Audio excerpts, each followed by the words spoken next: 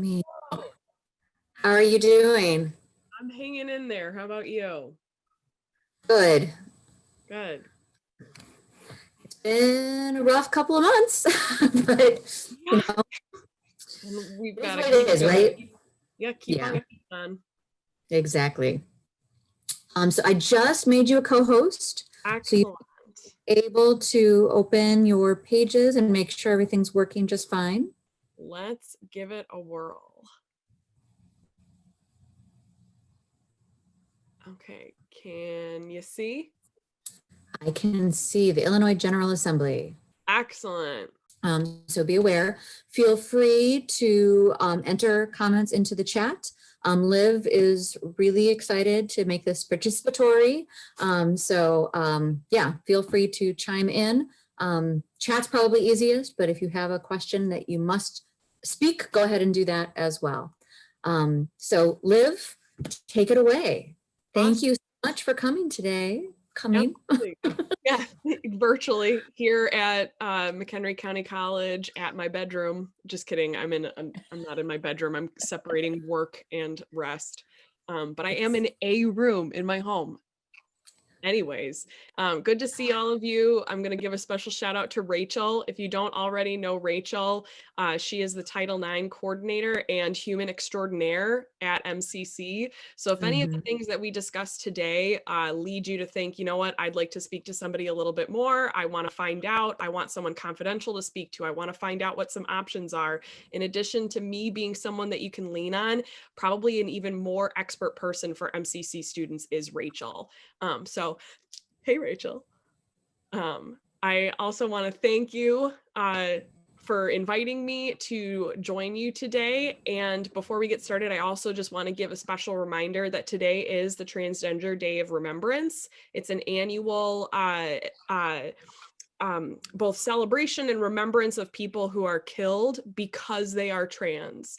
The most vulnerable population in our country is both Black and Indigenous trans women. And in this past year, just in 2020, 37 trans people have been killed. It's typically by someone like an intimate partner. And if you want to do something about that other than learn or read a book, because reading a book is not action, I encourage you to visit the Chicago-based Brave Space Alliance. I put that in the chat. Brave Space Alliance is a Black, queer, and trans-led organization that is specifically geared at collective mutual aid to specifically help Black and trans people in Chicago and in the Chicagoland area. So if you're looking for somewhere local to give money that will literally be given to humans, it's not just going to their operating budget. It's this money will go to Black and trans people. That's the action step we're looking for. It's, in my professional opinion, it is better to donate to Brave Space Alliance than to donate to a place like the Trevor Project or to GLAAD, because their operating budget is so much smaller. It's local. You can follow up to see where your dollars go. They also have an Instagram. They're doing a coat drive right now, a winter coat drive. You can mail in coats. I'm actually going to be doing that in a couple days. And you can mail in unused, unopened boxes of makeup products to Brave Space Alliance that helps people that are handling gender dysphoria and who can't afford makeup that they would love to utilize and play with. And how fun is it to give joy other than just like gender dysphoria? Like makeup is also like fun. So I just want to give Brave Space Alliance a shout out while we're here together, especially in company like this. And on the Transgender Day of Remembrance. Quick question. Yeah, what up, Do Leslie? they take other donations? Yes, some of this stuff is like, hey, right now we're doing coats because it's seasonally relevant, but their website and their Instagram regularly updates with specific items that they're looking for. Cool. I'm also going to start to share my screen. And while I pull up my screen share, if you feel comfortable and safe doing so, it would be so helpful to me if you put your pronouns in the name that shows up on your Zoom picture. If you feel comfy doing that. I am sharing my screen, and could y'all let me know if you can see like a slide presentation? Okay, I see Leslie and Karen nodding their heads. Thank you for that nonverbal feedback. So I'm from the Northwest CASA Care Center, and I'll give you kind of a heads up of what to expect before we get rolling. As always, take care of yourself, take breaks, take water breaks. Just like Christine said, we're recording, so you really won't miss out on anything if you take a break and take care of your body or your life.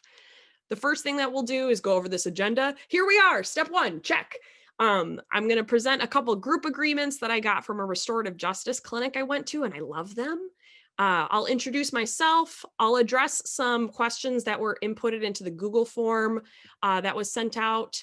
And then we'll start talking about the main topic that was requested, and also have the opportunity to focus on an Ask Me Anything moment.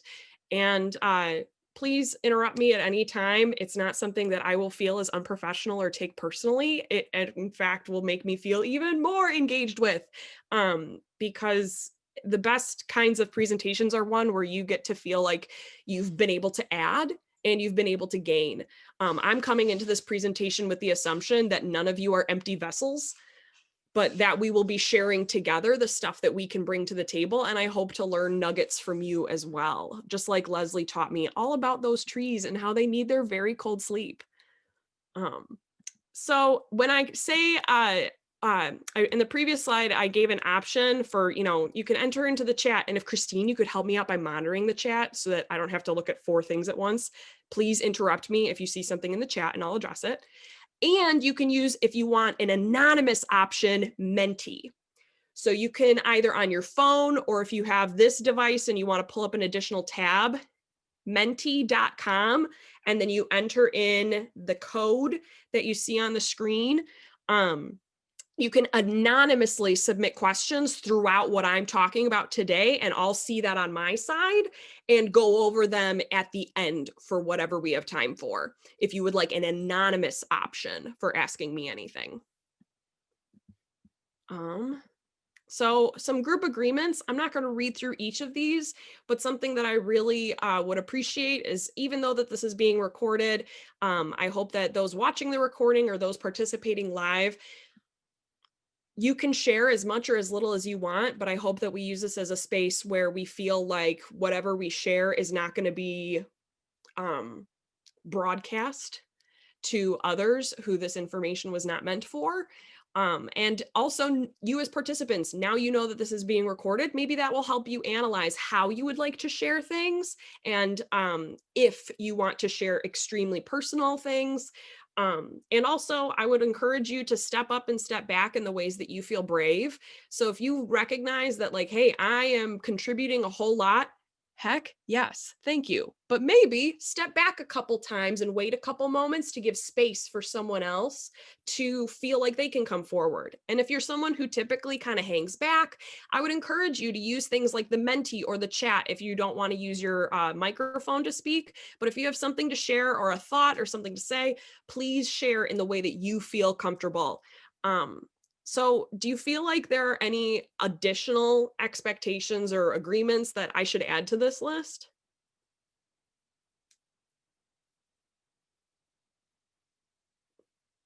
I'm seeing a couple shaking heads, a couple thumbs up. Thanks for that immediate feedback. But if you think of something cool too, even in like the days or weeks to come, please shoot me an email and be like, hey, I was thinking about cool group agreements and I saw this thing and I thought Liv would think it's cool. So please send me stuff, because most things I do think are cool, especially when they come from MCC people. So here am I on another great hair day in another jumpsuit. I want to give you a quick introduction. My name is Liv. I use pronouns she and her. I'm a bisexual sex educator that works at the Care Center, and I'll give you more details about that in a moment. I also work as a legal and medical advocate for the Care Center. I'm super into fabric crafts and ceramics. I graduated from the U of I with a music education degree. So shout out to any of you who don't know what you want to be when you grow up, because I wanted to teach the flute and stuff, and now I talk about bodies, because this is where my path has taken me. So you don't have to have a straight line path, even though that is really convenient to have one. It's not necessary. Unless you'd like to build bridges, in which case, please get an engineering degree so that the bridge does not come down. And then I also want to give a shout out to all of you who are doing continuing education, because I want to be like you. In the April of next year, I'm starting a program just for sexual health educators at Michigan. And it's just a little baby certificate program. It's not a master's, but it's something to help me grow. And so I want to give a special shout out to my fellow adult learners out there and for people who do continuing education stuff, because I'm going to be on your team in April and I cannot wait. So at the Care Center, the things you need to remember, we are the Rape Crisis Center for McHenry County. We are a part of the Illinois Coalition Against Sexual Assault. That membership grants us the ability to call ourselves a Rape Crisis Center. We provide 24/7 crisis advocacy work through the McHenry Crisis Hotline. That's how to get a hold of us 24/7. I've also put our other contact information on this slide. And things, I mean, I'm gonna get political. Do any of you remember a couple years ago when like everyone was talking about the Violence Against Women Act and we have to re-up VOCA and we have to pass VOCA? Why do we have to do that? So that Liv has a job. So when we talk about rape crisis centers in the state of Illinois or across the United States, the Violence Against Women Act is a federal program that gives people like me, people like Rachel, the funding to exist on college campuses as rape crisis centers. There's all these pieces of money that come down from the feds, like from the CDC too. So if you're ever wondering, why do we care about those things? It's because of me. It's because of Rachel and people that also do work with us. So at the Care Center, we have advocacy for medical and legal reasons, education, counseling, and everything's free, including for significant others. So for example, we often have parents or guardians of children that have experienced sexual violence. The parent has not, but the parent or guardian still comes in for counseling for themselves so that they can be someone that is helped move through that grief, those feelings of unnecessary fault, and to support their child better. So our services, luckily in McHenry County, we're not just servicing counseling and things like that for survivors of sexual violence, but also significant others. So one of the first questions that was brought up in the Google Doc that I want to address before we get rolling with the other topic you suggested or requested is what happens if Roe v. Wade is overturned in the state of Illinois? And I was talking with Christine a little bit before we got started, and long story short, in Illinois, if the federal Roe v. Wade decision was overturned by the Supreme Court, we would be fine. And here's the receipts. I'm going to stop this share so that I can show you why.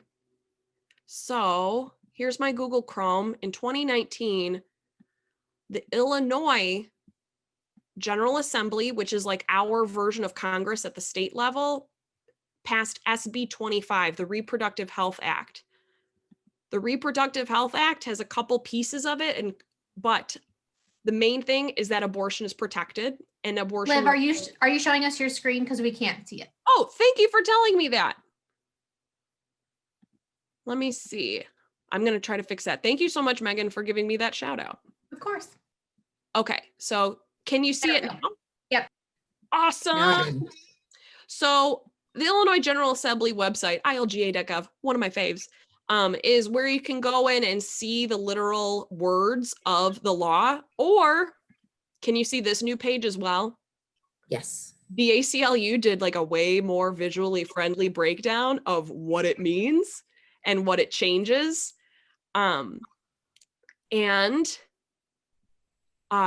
also this website called What If Roe Fell? It's reproductiverights.org. I'll send all of these to Christine after today. I've got all the links saved if you want them for reference. But it's a way for you to look at the entire map and think, okay, so what about my friend that lives in Florida?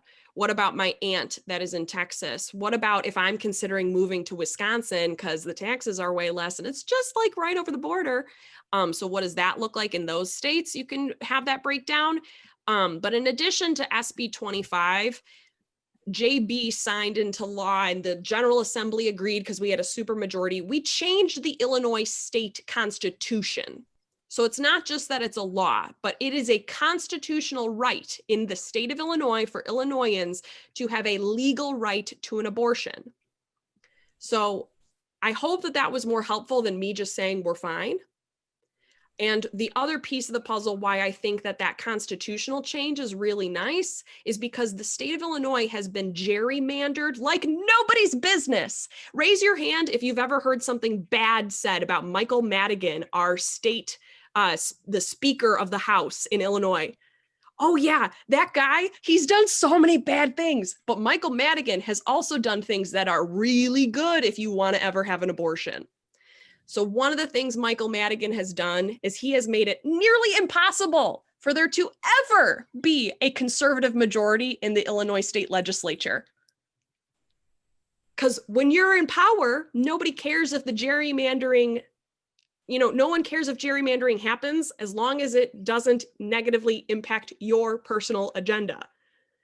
Illinois, for better or for worse, is gerrymandered to benefit Democratic candidates for our state representatives. Luckily, that also reflects the state as a whole demographically, like the number of votes, the popular votes. But abortion access is not going anywhere in the state of Illinois.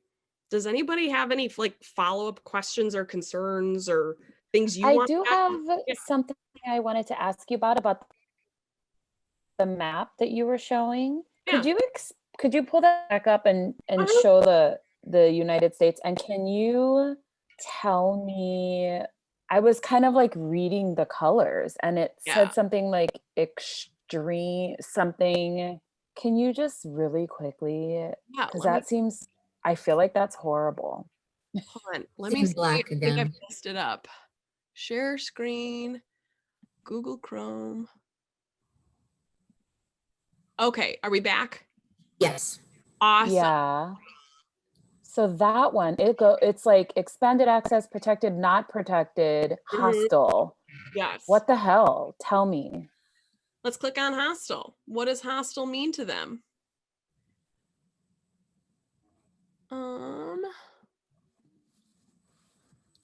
I think it is dependent on state. Well, some states like ours has the constitutional amendment to protect Roe. Some have put it in their constitution to overturn Roe as soon as it happens at the level. And to eliminate funding, to eliminate. So let's check out Louisiana. They have a trigger ban. So this trigger low thing is just what Christine was talking about, that at the moment Roe falls, their law will boom, go into effect to prohibit abortion in almost every instance, including that 16-week abortion ban. So what you're saying is that These these states are actively seeking with every fiber of their being and every dollar that they have to completely eliminate a woman's right to abort. Correct. But I do want to give one shift: a person's right. Not every person with a womb is a woman. Sure. And not Yes. every woman has a womb. Yes. Or those things, but The baby carrier. Yeah. That has removed the baby carrier's option. Yes. Yep.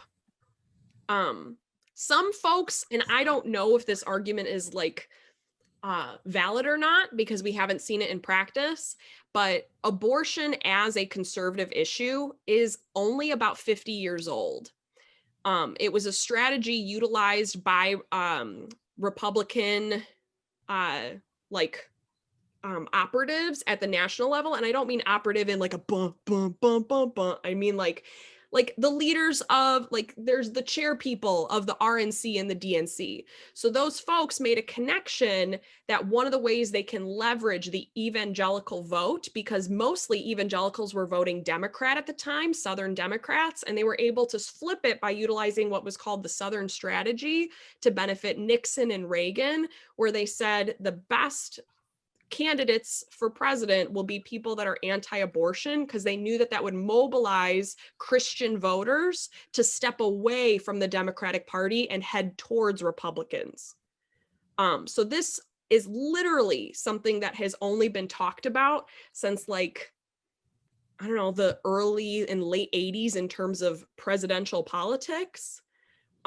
It's literally a tool. And some people argue, the reason I bring it up, some people argue that because it's such an excellent way to invigorate your base, they won't actually change the law because it is such a consistent way to guarantee a voting block beyond tools of racism and white supremacy. So basically, just to clarify, the idea is that if they actually succeed and ban abortions, It would be then really what hard. other motivation would they have to get evangelicals to vote for them? Right. Hey, Right. okay, interesting. Mm-hmm. And I'm not personally subscribing to that theory. I'm just saying I've heard it buzzed around, and it's interesting to use as a think piece. Like, okay, how, if you want this to be passed and it's such a mobilizing thing, let's think ahead. What will be the next mobilizing thing for that party to remain strong when so much of their policies negates so many other aspects of those religions' tenets of feeding the poor and the hungry, clothing the sick, like, you know, that kind of stuff. So another question that came up, I'll go back to the slides and let me know if you can't, hold on, I think I need to press stop again. I'm not very,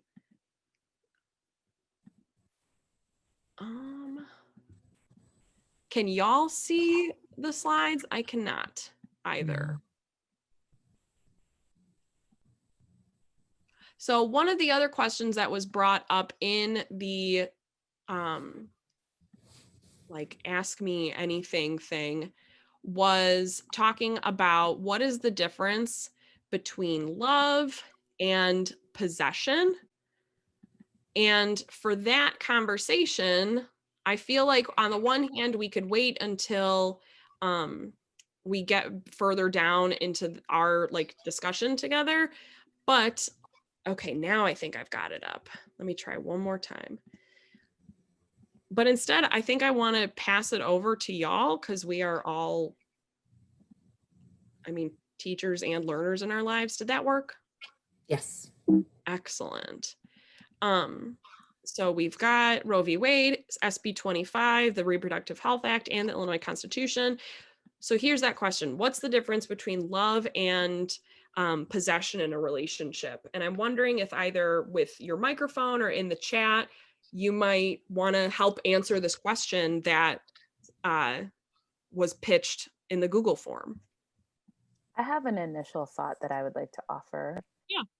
For me, the difference is love is, if you think of power, it's a power of mutuality.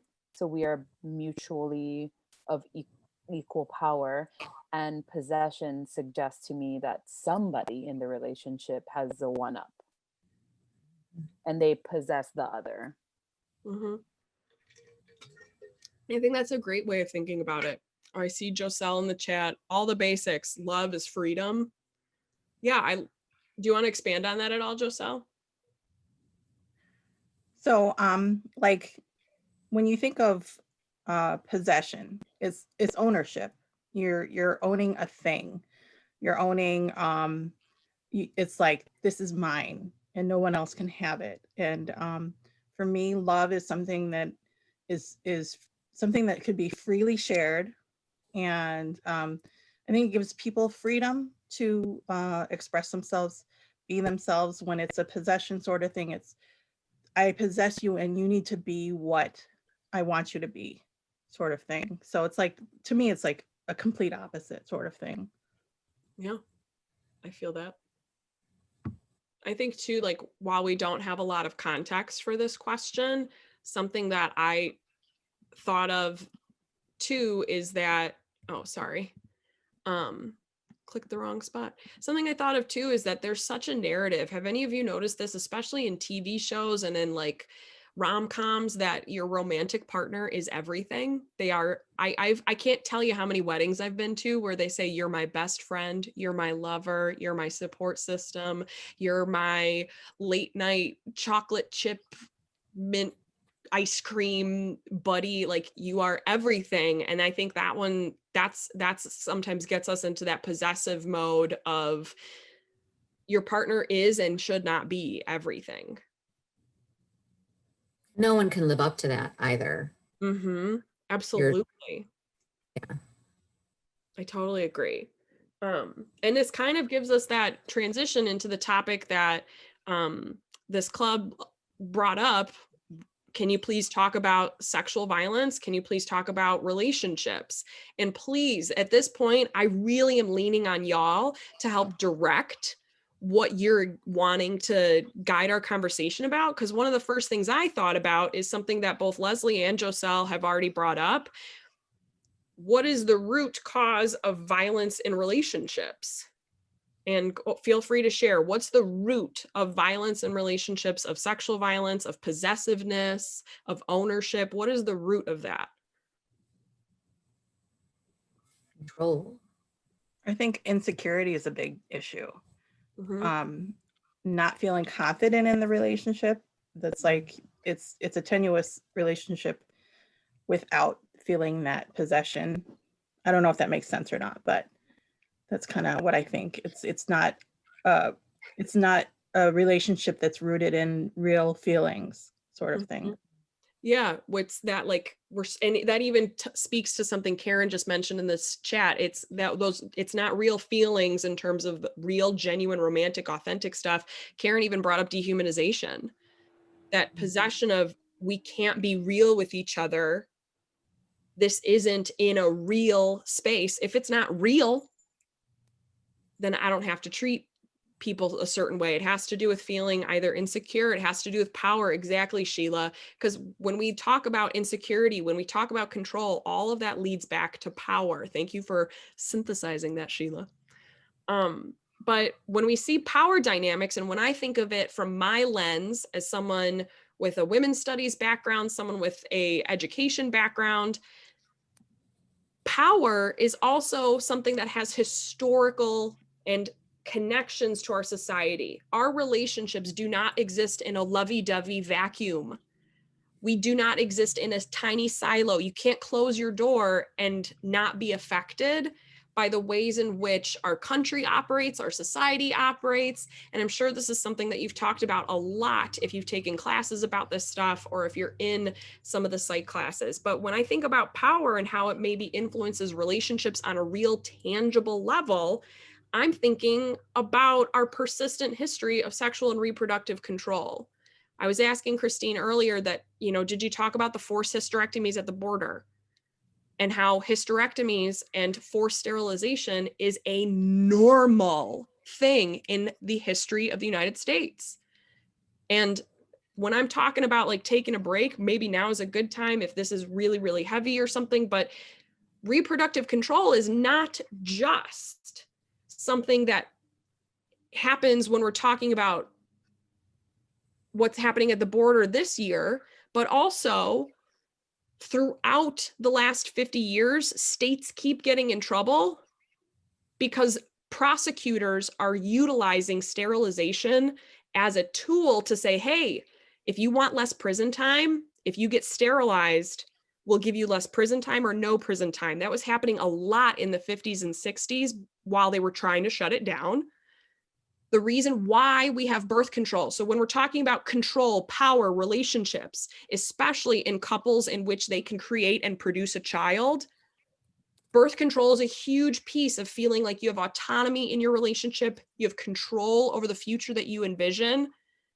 Birth control was created by Margaret Sanger and marketed successfully by that white woman you know, I have this like club of terrible white ladies that thought they were doing well. Susan B. Anthony's in there too. But Margaret Sanger successfully got birth control to be legal because she persuaded men, especially white men and white women, to think of it as another tool for eugenics. This is cheaper than sterilizing people. This is a way to control Black and brown bodies from reproducing. That's one of the biggest reasons why Planned Parenthood exists today, is because Margaret Sanger was a white supremacist. The reason why we have the right to vote is because Susan B. Anthony threw Black women under the bus. That's where we have have you heard the Ain't I a Woman speech? That's where that comes from. Ain't I a Woman, from the discussions about women's suffrage. But we have this history of reproductive control, and we keep seeing it over and over again. We keep seeing over and over again the gender binary, why I'm bringing this up today, relationships, healthy relationships, struggling relationships. We are impacted by COVID-19. We have lost, I don't remember the exact figure, NPR talked about it the other day, but of the people who are dropping out of the workforce in order to care for children during COVID-19, 80% of the people dropping out of the workforce is women. We still have gender roles that are dictating who is most, you know, for some families, it's a discussion of who's best suited. But if 80% of families are deciding that the woman is best suited, that's not an individual decision. That's a societal pressure. That why is it that I am a babysitter and my little brother is never asked to be a babysitter? I'd like to add to that though, because of the societal norms, often the men are paid more. So it makes more sense for the woman to drop out because they're not making as much. Yes, exactly. So when you do that math, there's so many elements. Yeah, what's up, Karen? It's just so I've been taking the sociology of families course, and this is talked, I mean, there's like an entire chapter and it's ongoing throughout the book, how men have started somewhat to care more for the children, but so have women. So it's like men are taking a step towards it, but women are still, even as they're progressing, women are still being expected to do more for the family and to be caring more from the family. And I mean, obviously, like just 80% of women dropping out of the force, like attest to this.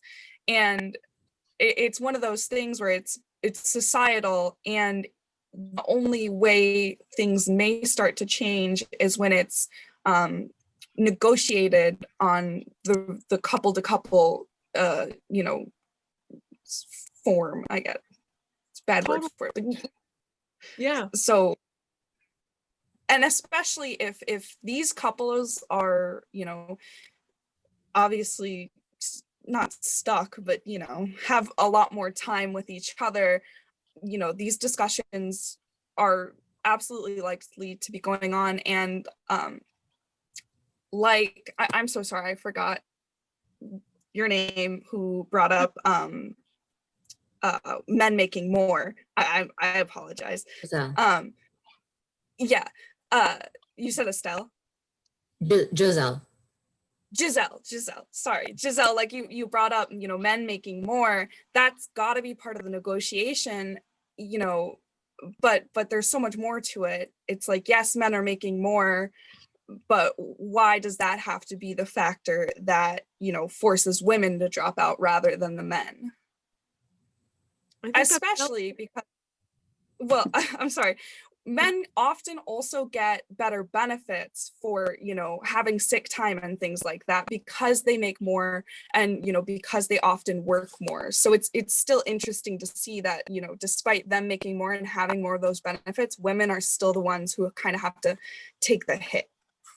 Mm-hmm. Yeah, I think that that's totally legit. And it further proves how many factors there are. You can't name any one problem on any one factor. It's so intertwined and intertangled with so many systems, which is why it's so hard both to justify their existence and to not sound crazy or to be told you sound crazy, which is such an ableist statement, but to feel like it's even something you can tackle. So I'm not going to spend time on it today, but if you're interested in why do we even have the gender binary, I highly recommend looking into the work of Alok Ved Menon. The gender binary is a tool that was created to support racism and to support colorism. So when we even talk about all these issues of sexual reproduction, reproductive freedom, sexual health, you cannot have a discussion about a sexual relationship without the influence of racism, without the influence of colorism.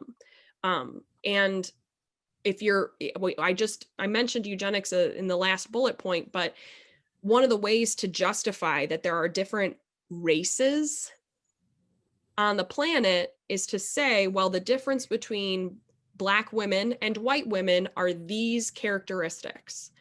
And the closer of certain race is to having a clear distinction between sexes, the more civilized they are. So if you can tell the difference between men and women, if you can clearly tell the difference between white women and white men, they are very civilized. But if it's really hard to tell the difference between a woman of color and a man of color, then that is a less civilized thing, because through the white gaze, they were seeing the Black body, the indigenous body, as more primitive, more natural.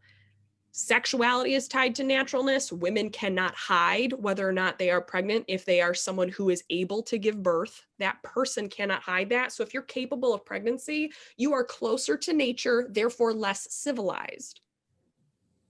But anyways, Alok Ved Menon, I'll put that in the chat really quick. They do a ton on Goodreads too. So if you're looking for scholarly texts, the reason why that misspelled. The reason why I'm putting in Alok's name is because they do a ton on their Instagram of like quick reviews. So you know what you want to go for and actually like hunker down and read a book. The other piece about power is that so many systems make it impossible or difficult to change. We've already started talking about this. We got ahead of ourselves. And I'd like to bring up, what is one of those systems? Can we think of other examples that make it difficult to change? I'll start. So for example, it's hard for people to really feel equal and to feel like they can live with or without a relationship, because most places in the United States, especially in Illinois, and we're in Chicagoland area, minimum wage doesn't pay for rent. So sexual freedom, sexual liberation, relationships being healthy, that's a minimum wage issue. I don't know if you remember while she was campaigning on her own independent presidential campaign, but Kamala Harris, do you remember when Kamala Harris, she would say, oh, you want to talk about economics? I'm so glad you want to talk about a women's issue.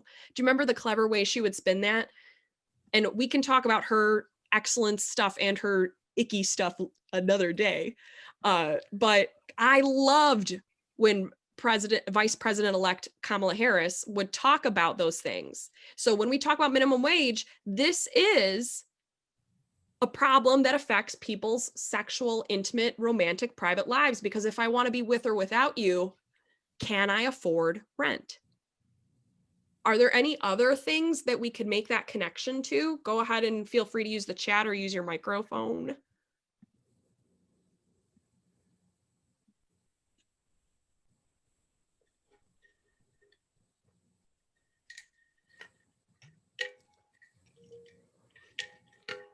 I think also like just the idea of marriage in itself is a big deal. You know, everybody expects that you're supposed to get married, and especially if you hit a certain age, that's another like ageist thing on top of it, where okay, if you're 30 and you're not married, what's wrong with you? That sort of thing. But if you're married, you can move into this next tier of, and also like life insurance and things like that.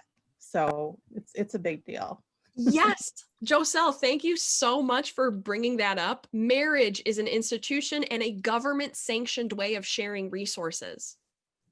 Why is it that in most places in the United States, my mother cannot be in my insurance, but some random person that I picked up on you know, at the bar and fell in love with Can.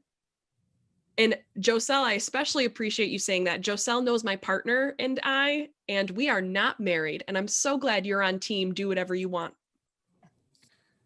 That's so interesting you bring up marriage. In my English class, a young girl had just celebrated changing her last name. And so we were like, yay, why did you do it? And she gave us the reason, family, stepfather, whatever. And then I'm like, that's really interesting. My last name is hyphenated. I chose to keep my maiden name along with my married name.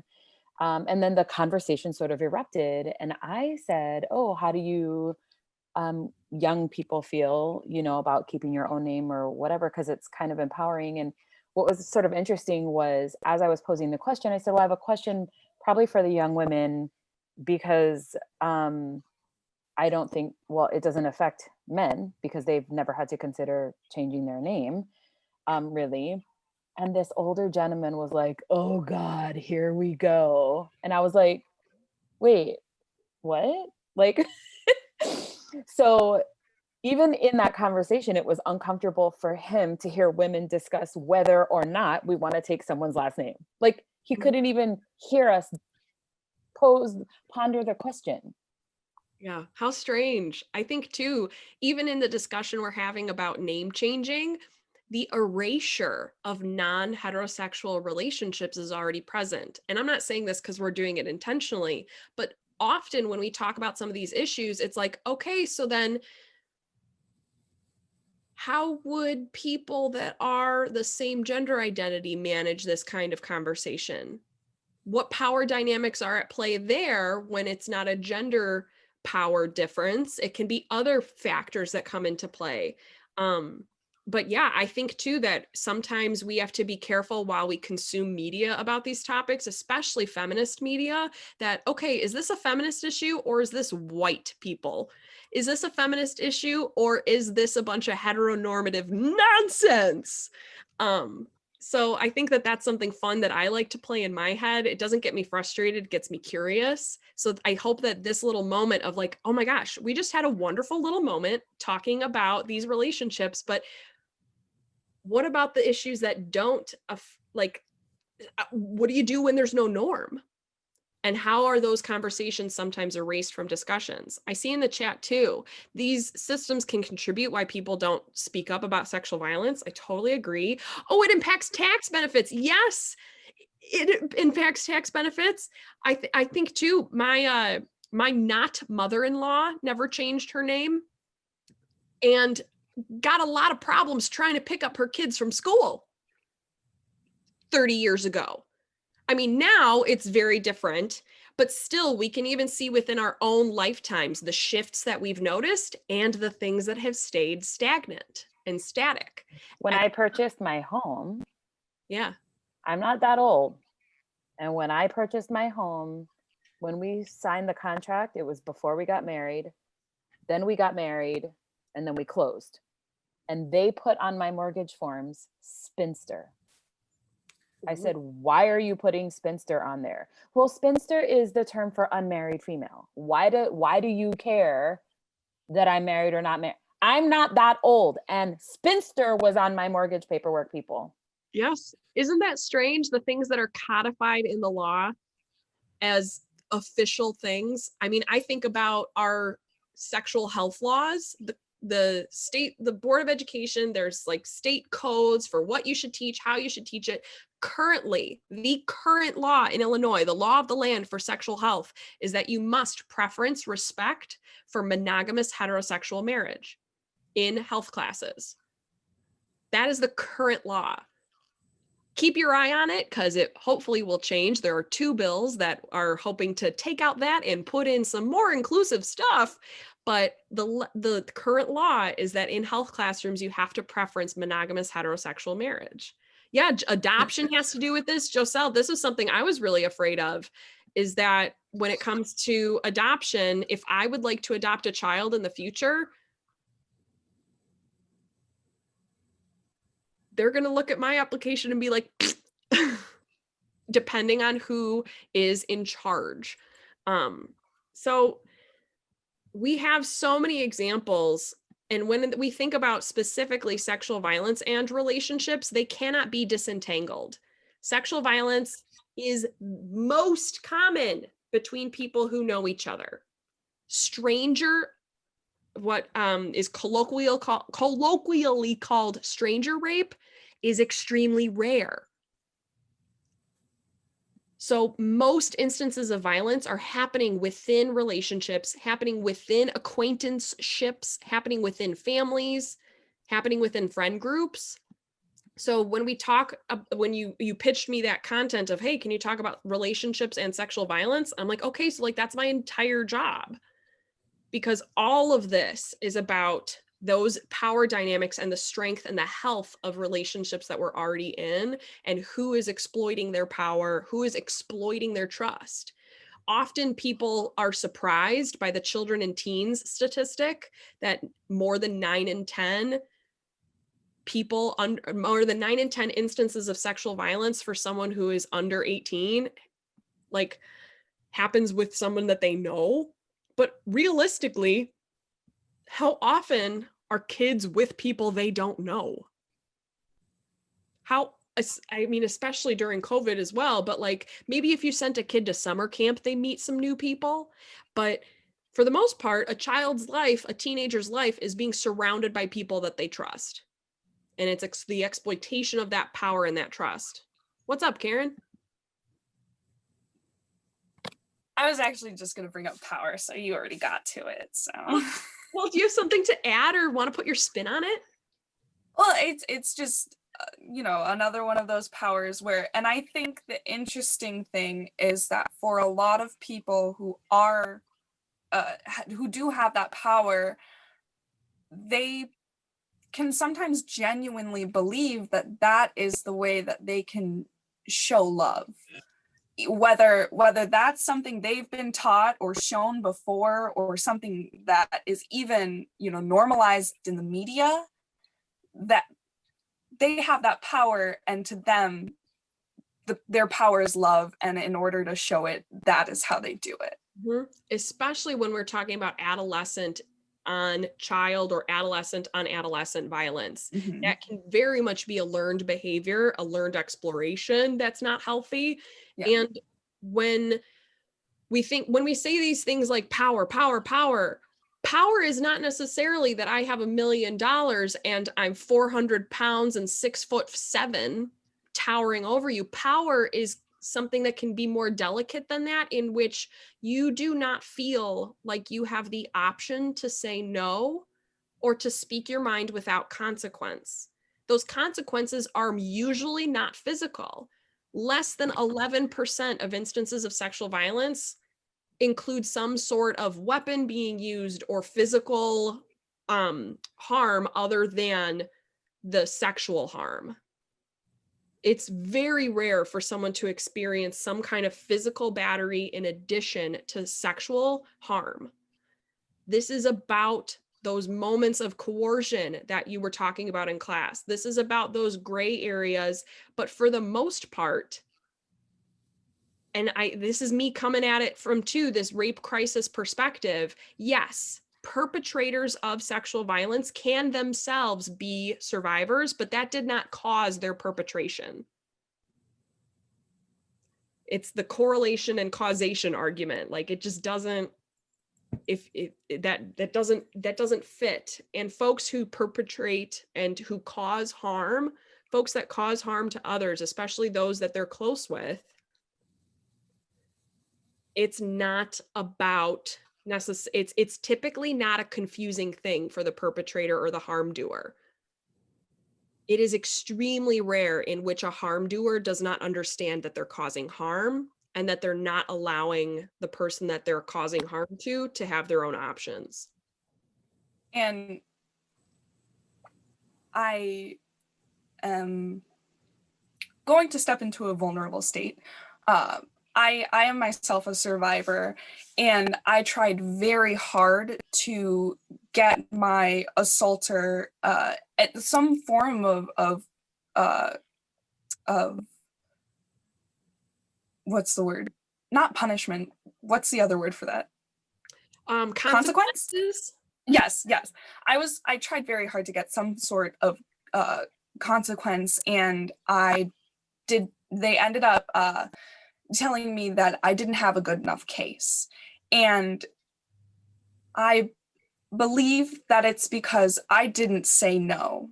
I didn't show any clear signs of resistance. And so, I mean, obviously, I love, the advocacy and media, no means no, but I didn't say no. That still meant no. And I think that's something where the story is still shifting and still changing to allow for stories like mine to be included, because I didn't say no, but dear God, did I think it. Mhm. And it's just another one of those things where obviously he didn't think he was doing anything wrong. I didn't say anything, so that means yes. Mhm. Absolutely. Karen, thank you for sharing that, because what you're talking about, those weird loopholes in which the state prosecution is unable to bring things to court, it's because we have narrow definitions of what is sexual violence that they have to check those boxes when they're picking. So we cannot say, and this is now my personal opinion, this is no longer the opinion of like Northwest Casa Care Center. My personal opinion is that we cannot legislate our way out of sexual violence. There is never going to be enough legislative tools or the people to pass it or the timeline to make it happen that legislatively we can stop crime through punishment. That has been proven over and over again, that our legal system is designed to protect the property of white folks. It is not designed to protect citizens. So while it is one tool in a toolbox that sometimes works for some people, for the most part, we need to be exploring other ways of having accountability, other ways of having consequences, other ways of looking at the leadership in restorative and in transformative justice practices to be leading the way. Because right now, the thing that we have is working as it's designed to work, which is to be exclusionary, which is to be limiting, which is to be slow. And I love, and I so appreciate that some of my clients get what they need from the criminal justice system, but most of them don't. And that's by design. Yeah, what's up? Karen, I just want to say, like, thank you so much for being brave and sharing. And I just kind of wanted to spin off of that a little bit, is that, yeah, I think No Means No was not the greatest campaign. And I feel like the truth is, unless you hear me verbally say yes, it is then therefore always a no. And I'm going into filmmaking, and I'm not going to say this happens all the time, but one of my favorite networks is watching the CW, because I love coming of age, the Vampire Diaries and Teen Wolf and all of that. And what I noticed they had been doing is, in all the intimate scenes, the men never remove the women's clothing anymore. In every intimate scene, the girl, the female, is always, usually 9 times out of 10, she is on top. And there's a moment at which there's a pause in the kissing. She puts her hand, removes her top, or she's the remover of the clothing item. And I feel like that is such a subtle, powerful message that's being given to both the men and the women, that you don't take off her top. If she wants to do this, she'll take it off. Mhm. And so I love how slow, I mean, I don't love how slow it's going, but it's creeping in. I'm seeing it. I'm seeing it occasionally here and there, where there's not this idea where the man takes the woman and rips off her clothes and, oh, it's so romantic, take me. We're not, so they're starting to promote a different version of how that excitement can come to be. And I found that very different, and I liked where that was headed.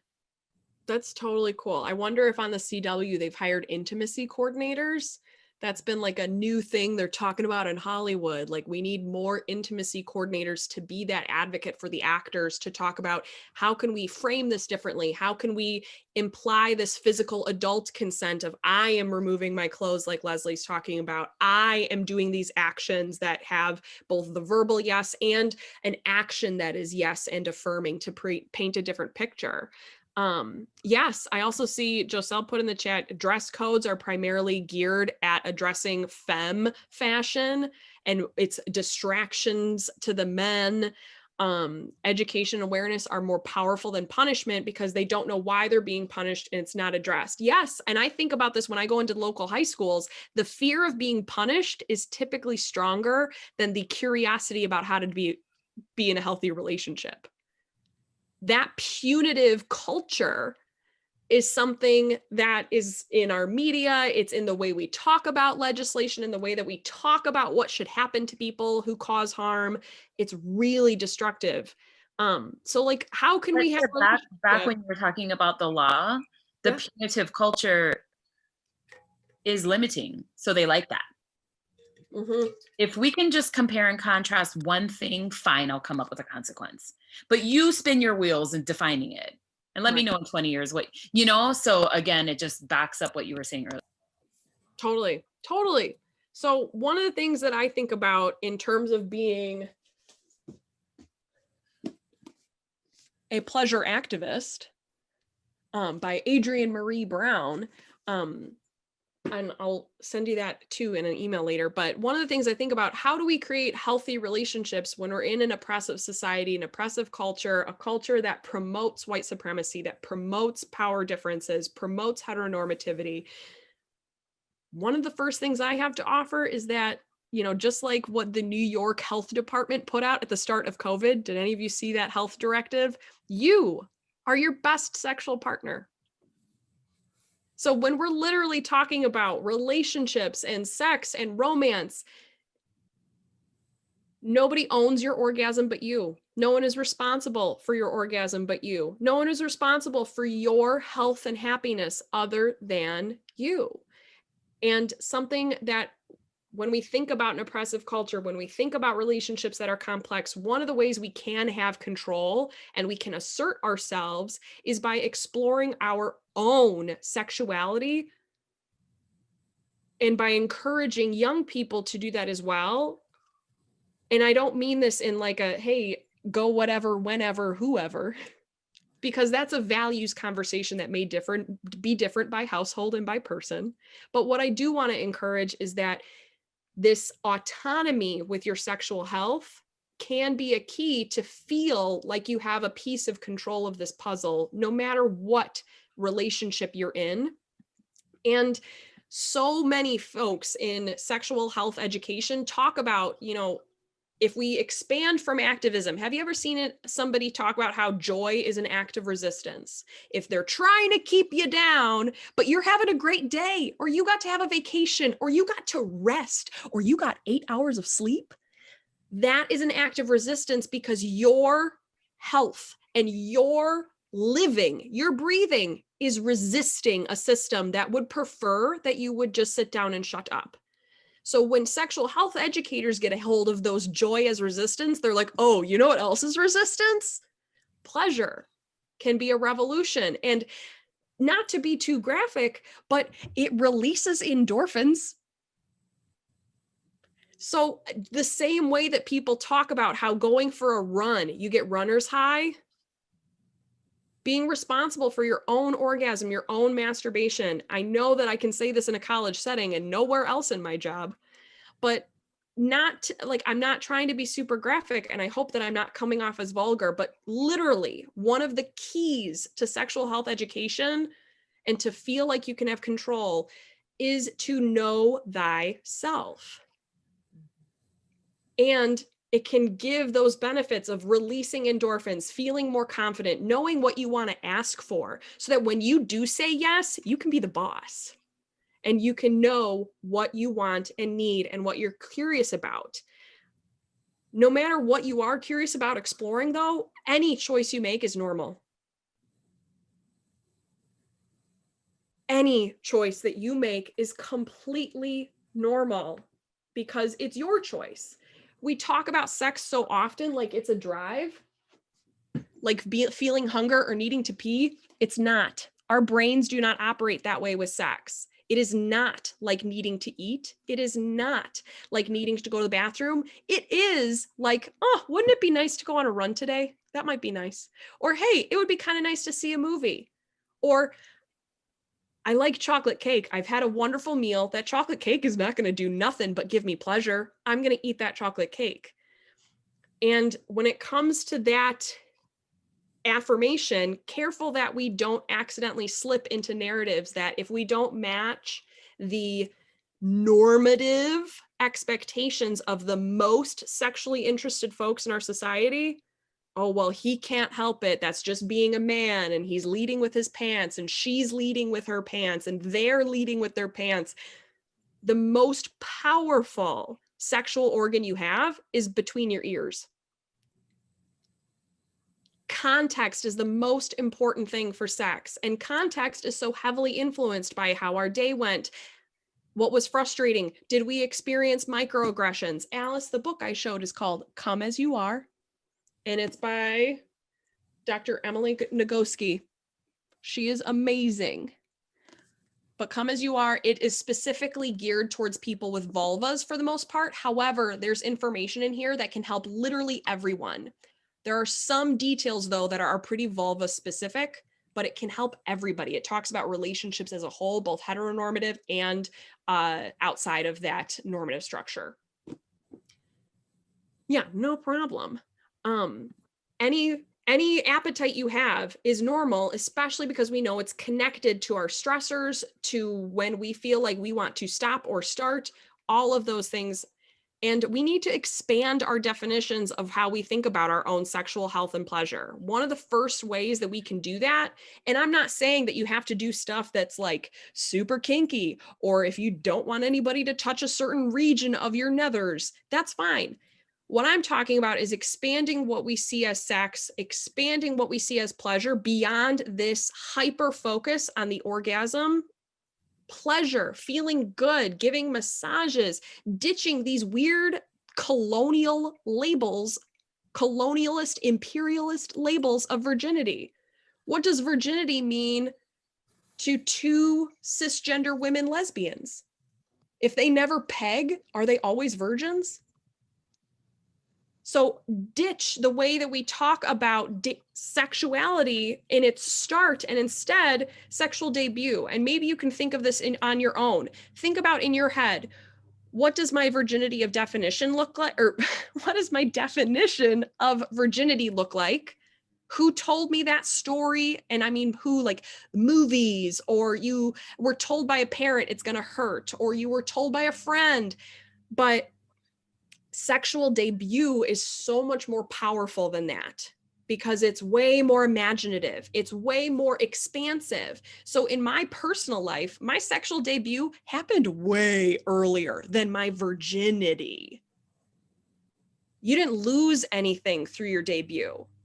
You just made an entrance.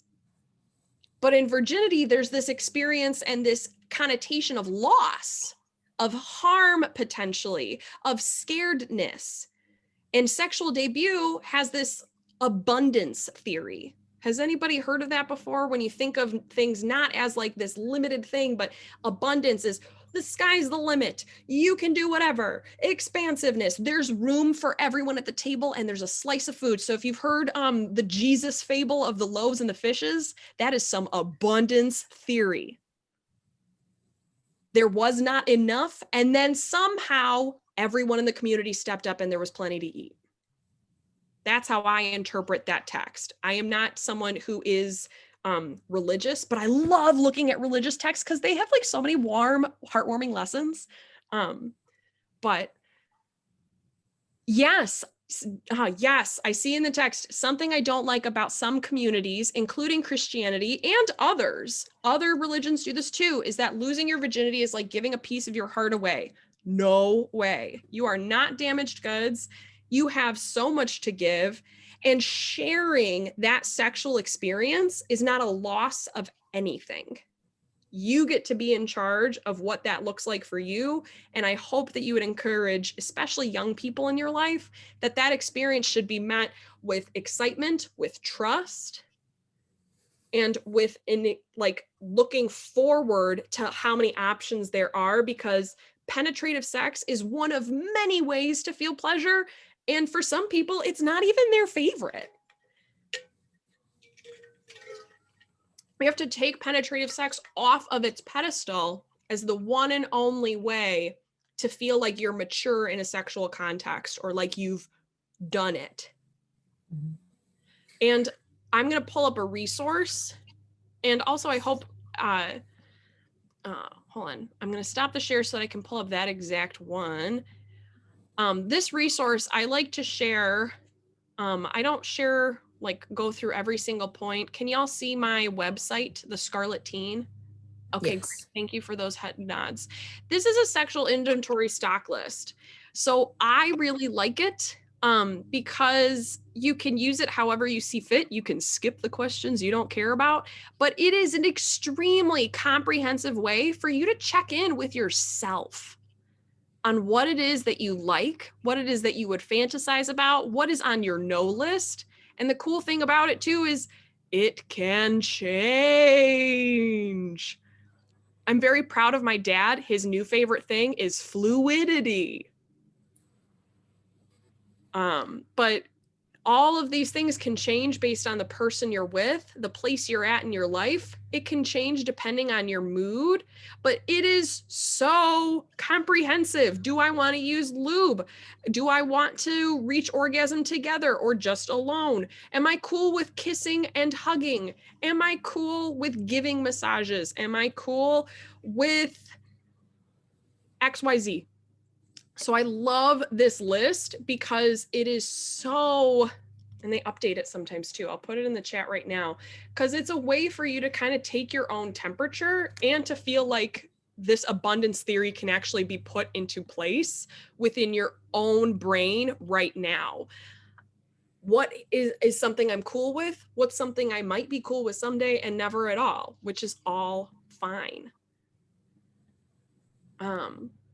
I love that it kind of gives you things to think about, because yeah, I mean, like in theater, we had intimacy coaching, and everything was asked. Can I put my hand here? Can I come up 1 inch from your knee? And like, it's just taking it and breaking it down. Very cool. Yes, I love it too for that reason. And I wanted to open it up again. Can y'all see the purple slide? Wonderful. Yes. I wanted to share a couple pieces of advice, and I wonder if you would share in the chat or verbally with everybody else too, some of the best advice I've ever gotten for my sexual health. The first one, you cannot read anyone's mind and no one can read your mind. If we start from that assumption, we're all going to be seeking out the yes instead of waiting for a no. We're also hopefully going to avoid a couple disagreements because we're assuming things about what we think our partner thinks or doesn't think. And we already discussed this, a partner can't fulfill every need for every people. And something too that I'm going to give a shout out to my mother, Nancy Harmening. Her favorite phrase is "you're single till you're married." And it's not because she's encouraging me to be promiscuous or to cross boundaries, but because she thinks it's very weird that teenagers now, as soon as they go on one date, that's my dating partner. That's my boyfriend. That's my girlfriend. That's my significant other. She's like, this is so weird. Why aren't you dating everyone all the time? So I wanted to add a shout out to Nancy Harmening that you can date more than one person at a time. You can even be polyamorous, but as long as everyone's boundaries are respected, you can be going on dates with lots of humans in the same period of time. And I'm wondering if there are any pieces of advice that you've gotten that have really shaped in a positive way, the way that you view relationships or the way you view sexuality. The comment I put in the chat was the pizza metaphor as opposed to the baseball metaphor. So we're so reliant on the traditional sexual script that you've got to get around the bases and get a home run. And that's so not helpful in any way, shape, or form. And then you're on opposite teams and you're fighting each other, and someone's a winner, which means someone else is a loser. Like the whole metaphor is just so broken. And Al Vernaccio talks about pizza and how, like, when you're trying to decide what kind of pizza to get, you always have to have a conversation about that. And it's perfectly okay to want pepperoni one day and pineapple the next. And you can have one slice, or you can have, the whole pie, and you've got to talk to your partner. Do you want to split the pizza halfway? It's a whole conversation. And a lot of us aren't comfortable having that conversation. So I think if you think about it like pizza, it can be a little bit easier to go there. That is excellent. I hope that in 20 years we hear, teen movies and teen comedies be talking about raunchy stuff and pizzas. I hope it becomes that mainstream, like the baseball metaphors. Thanks for sharing that with me. I love that pizza metaphor. Yeah. I pick off all the pepperonis and put them on my partner's slices. That's my sexual orientation.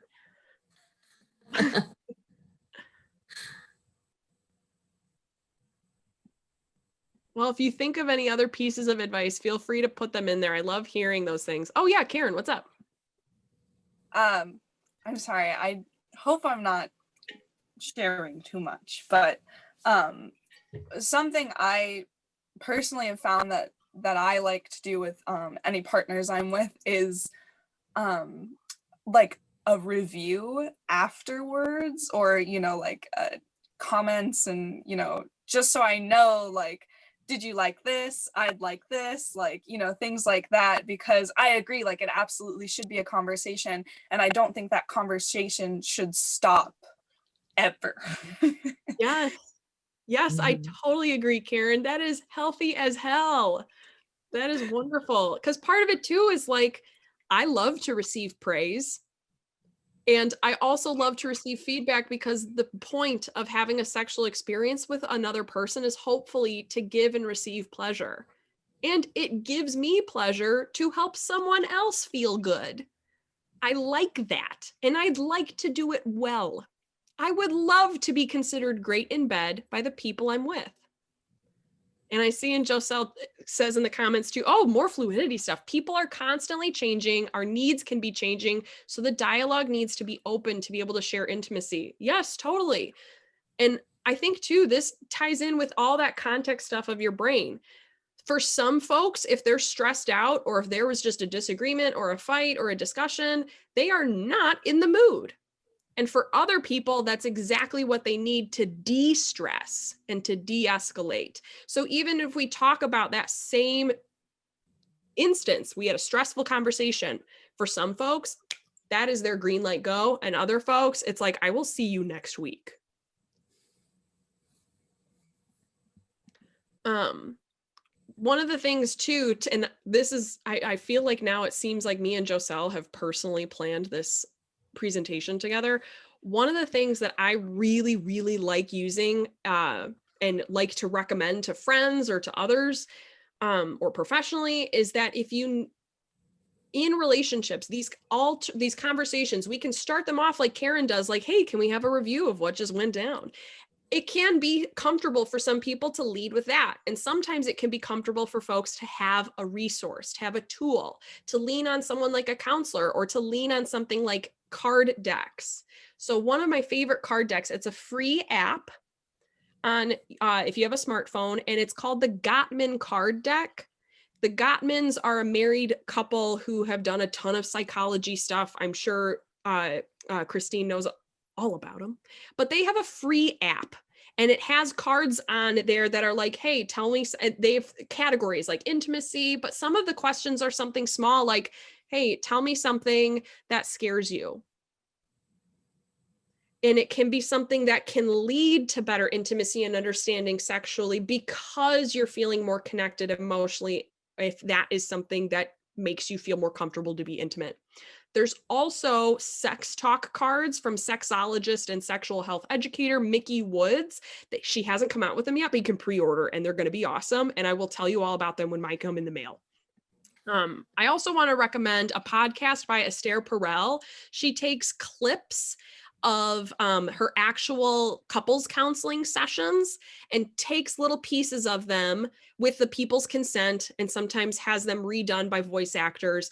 And one of her big things is that when she sees people in relationships, monogamous or polyamorous, the difference between things that are healthy and things that tend to have struggle is in a disagreement, are you turning towards one another or are you turning away? And that was something that really felt, even though it's vague, it felt tangible to me. I'm wondering if it feels tangible to you too, because that was something that really rocked my world of, okay, am I turning away in a disagreement or am I turning towards that person? Am I looking for a solution or am I looking to be right? And sometimes those things are the same at my house, but anyways, I'm looking like, up on the podcast, yeah. and it seems that she has maybe 2. Where should we begin and how's work? Where should we begin? Okay, thank you. Yeah, that's the relationship one. Some of them can be behind a paywall, but she's got a ton of them that are completely free. I also wanted to give a shout out because I'm in this setting surrounded by adults, and the number one question that I get from high schoolers is, how do I know if a relationship is healthy or not? And I wanted to bring that up in this context, both because some of you are close to that time in your life and others of you are raising these people. Others of you are mentors to these people. Others of you exist in spaces in which high schoolers are in your proximity. And I hope they're wearing deodorant, but I feel like this question, I also get it a lot from adults, especially friends in my social circles. I don't really get it from my clients. They know that what they're going through is not okay. But I do get this question a lot because of what my job title is from the people in my life. I'm sure Rachel can connect with this as well, and Christine, because our friends know what we do. But typically, if you're asking this question, you already know the answer. And if somebody asks you this question, I would hope that the response you could give to them is to help them to make that decision for themselves. I can never make a decision for somebody else on whether or not they want to be in the relationship they're in, regardless of its violence or regardless of its miscommunication, regardless of any other things happening. But the only person that can truly answer that question are the individuals in that relationship. And the best course of action for a supporter of that person is to help them feel like they can always come to you. My friends and family do not positively benefit from me saying that I do not like their partner. No one is helped in that situation. The only thing that is harmed is my connection with that friend or with that sibling or whatever. But I think that that's something too that, like, in these scenarios, we know the answers we're seeking. We come to the table full of knowledge. We come to the table knowing what we want. We hopefully come to the table with expectations for how we want to live our lives with someone or with many someones. And one of the reasons why I'm confident in that, especially when I'm talking to 15-year-olds, I know that they can answer that question. And the reason is because when I ask them what's the most important thing about a relationship, regardless of the school I'm in Cook County or in McHenry, the answer that keeps coming up is communication. Period. That's the, like, do you feel like you can express yourself? Do you feel like you will be heard? Do you feel like you will be listened to? Do you feel like you will be respected? Do you feel like you can make decisions as a team? Do you feel like you're going to be on the same page? So I feel like, you know, to keep it going from that previous slide, like, I know that high schoolers know what the difference between healthy and unhealthy is because they know whether or not they want to talk to somebody. If there's anybody that knows how to be withholding, it's a 15-year-old.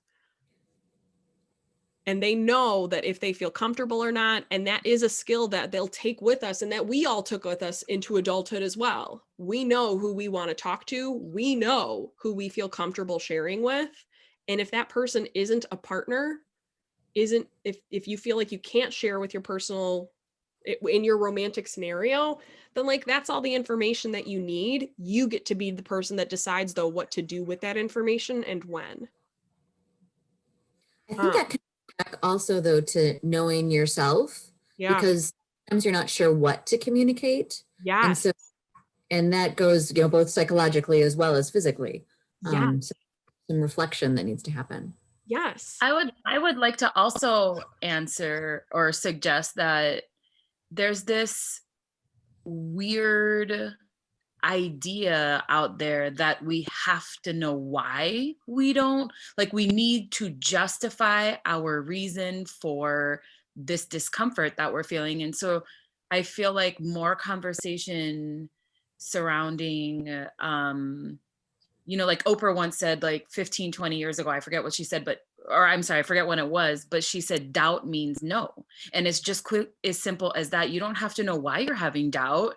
You don't have to like, I mean, you can explore the whys later, but just understand that it's good enough for you to just simply not want it, whatever it is, that cake, that person, that drive, whatever.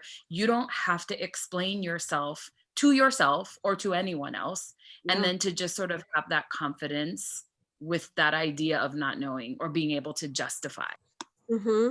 I think even like that even goes into that power discussion we were having, you know, almost an hour ago, that one of the ways that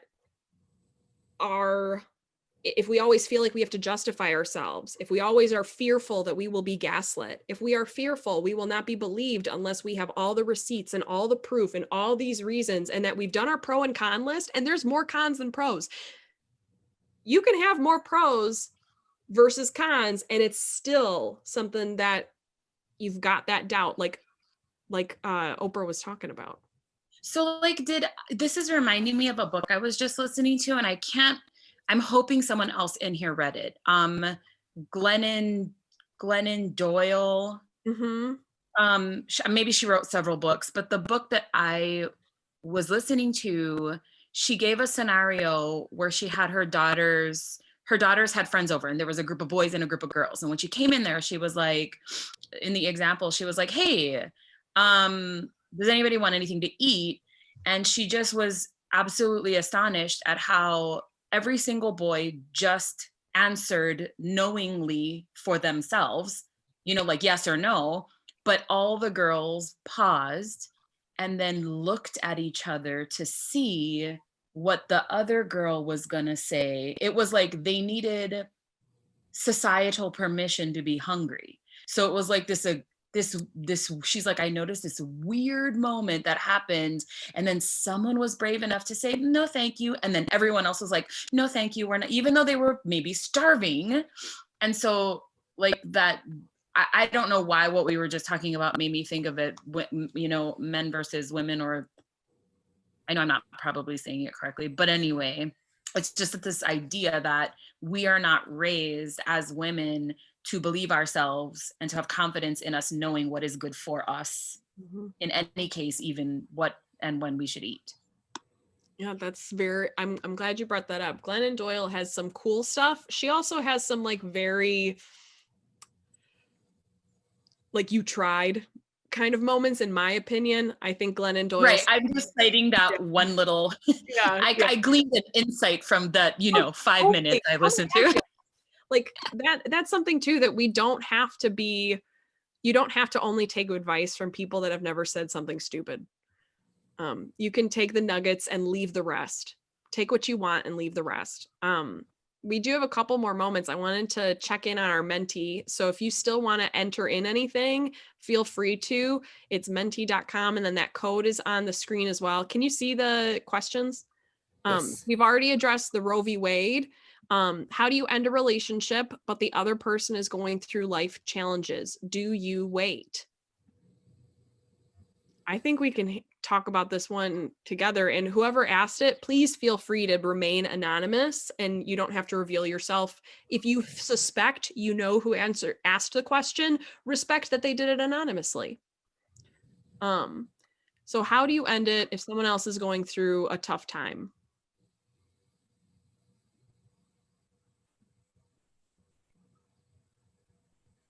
I think the most important thing is to remember that you aren't responsible for another person's happiness. And you can't make another person happy if the relationship is not going where it should be. So it's hard because you know that you're hurting them when they're already hurting, but you're not going to be able to help them by hanging out just because you don't want to hurt them more. I definitely agree with that. And I think, almost equally as important is that you're not helping yourself either. And, as much as you care for that person, you, I think, always have to come first, although it can be a very hard, lesson or something that we always have to practice. I think it was my sister that told me this, because she's a genius. But and this is a monogamous setup. It can be utilized as well for polyamorous relationships with more than 2 partners. So she told me, because we both practice monogamy currently, is that there are 3 entities in our relationships. The first entity is me. The other entity is my partner. And the third entity is the relationship itself. So it would not be good for me to stay in a relationship I don't want to be in. It would not be good for the relationship to have someone that's not in it. And while we may feel that it's a temporary support for someone, it's actually not even good for the partner I'm thinking of, because I'm not in it. Do they want to be with someone, and do they deserve, or can they, whatever, be with someone who's not feeling it? But I totally echo the points that have already been made. I just wanted to add that little tool, because that was something that really blew my mind. And I liked it.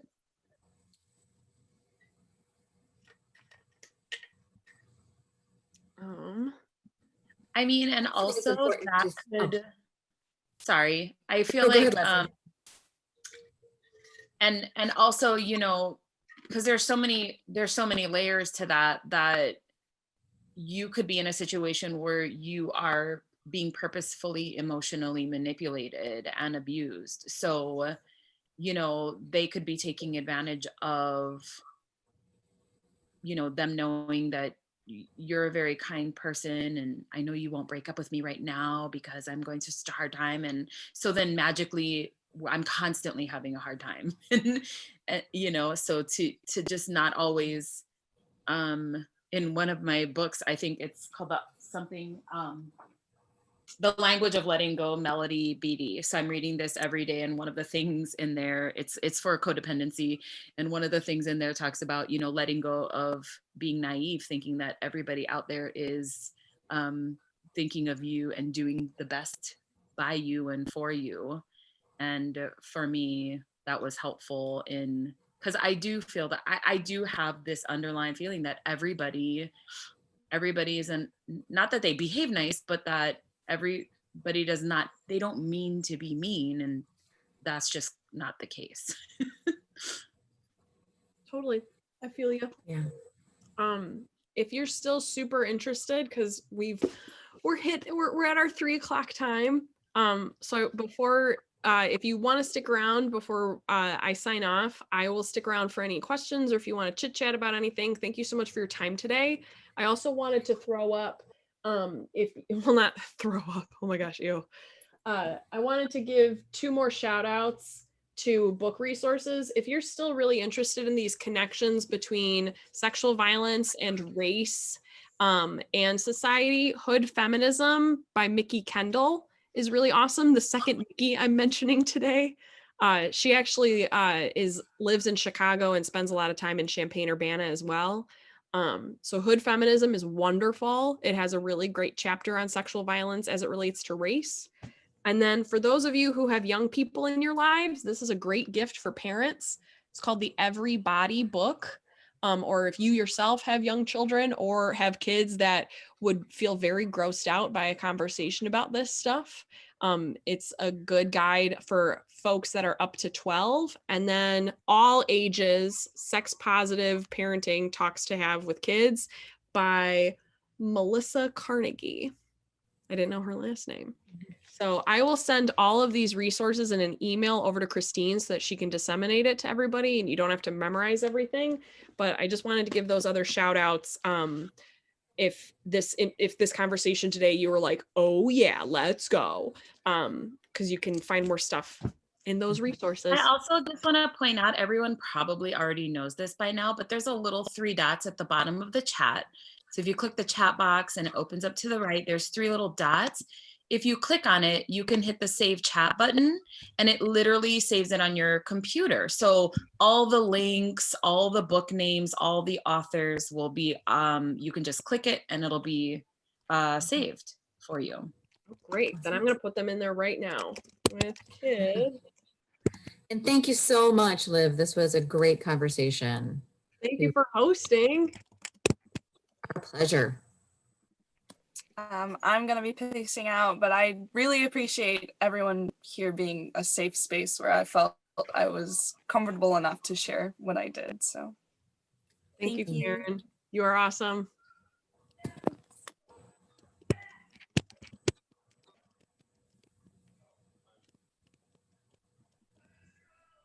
Okay, I think I put in all of those now. Liv, you did awesome. You're awesome, Joselle. It was so nice to have my friend here. I'm so proud of you. You did so good. All right, thank you. So now when Billy and Gigi and everybody asks, what does Liv do? She's awesome. She's awesome. That's what she do. Thanks. Yeah. I was so All right. glad Rachel could stop by too. Yeah, that was great. See ya. Bye. Super awesome. Bye, everybody. Bye, Leslie. Bye.